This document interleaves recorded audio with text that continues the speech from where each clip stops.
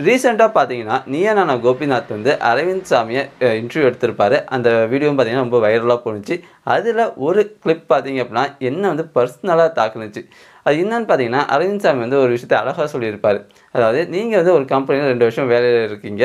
So 3வது வருஷம் உங்களுக்கு அந்த கம்பெனில இருக்க புடிக்கல. அது எதுவா வேணாலும் இருக்கலாம். ஓகே மேனேஜர் கொடுமைப்படுத்தலாம். இல்ல அப்படின்னா, உங்களுக்கு அந்த வொர்க் நேச்சர் பிடிக்காம இருக்கலாம். இல்ல அப்படின்னா, அந்த வேலைய விருப்பப்படாமலே 2 வருஷம் நீங்க அந்த வேலைய செஞ்சிருக்கலாம். 3வது வருஷம் வேற ஏதாவது ஜாப்‌க்கு மாறணும்னு கூட ட்ரை பண்ணியிருக்கலாம். ஆனா, நீங்க எப்ப மாறணும்னு நெனைக்கிறீங்களோ, அப்ப வந்து இல்ல இந்த வருஷமும் இதே கம்பெனிலயே இருந்துரும்.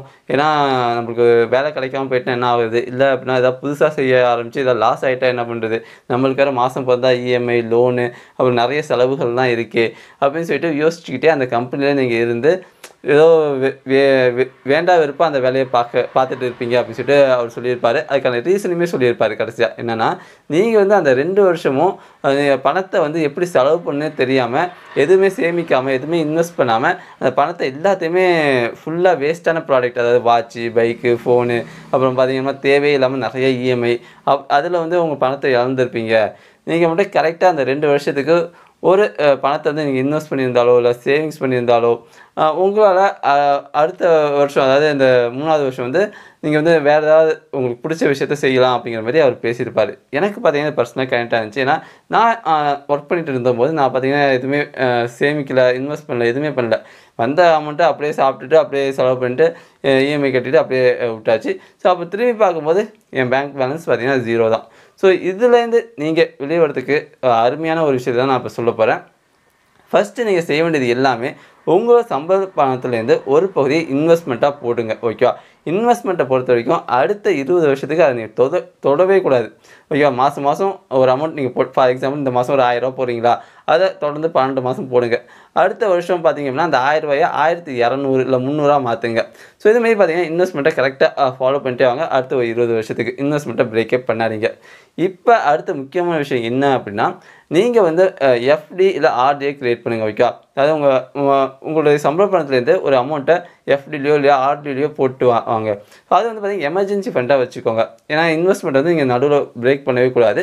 எமர்ஜென்சி ஃபண்ட வந்து எப்போ உங்களுக்கு தேவைப்படுதோ, உங்க குடும்பத்தில ஏதாவது ஒரு அர்ஜென்ட்டா ஏதாவது தேவைகள் இருக்கலாம்.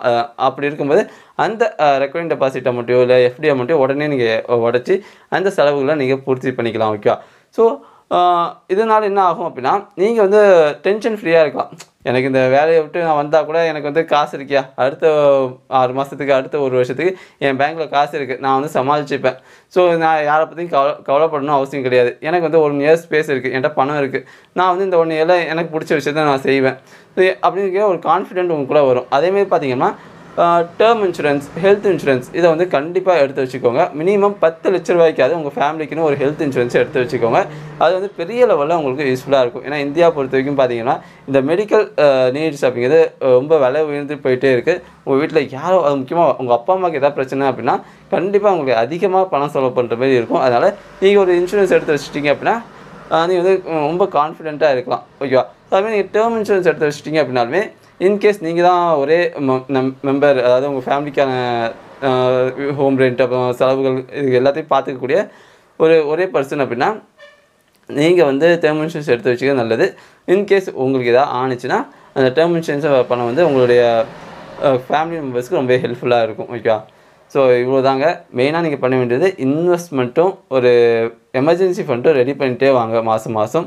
கண்டிப்பா உங்களுக்கு வந்து அது பெரிய லெவல்ல ஹெல்ப்ஃபுல்லா இருக்கும். இந்த வீடியோ உங்களுக்கு பிடிச்சிருந்துச்சு அப்படின்னா, மறக்காம நம்ம சேனல்னா ஆல் இன் ஒன் பாக்ஸ சப்ஸ்கிரைப் பண்ணிக்கோங்க. தேங்க்ஸ் ஃபார் வாட்சிங் திஸ் வீடியோ ஒன்ஸ் அகைன்.